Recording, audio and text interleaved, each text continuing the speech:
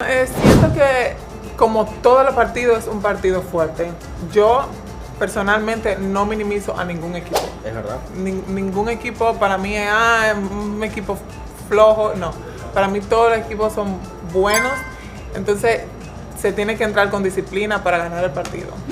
¿Y cómo crees que quede el marcador? De hecho... Nos adelantamos un poquito detrás de cámaras. Claro. Bueno, la meta mía del equipo es ganar 3-0. Y siento que todos los equipos tienen esa meta.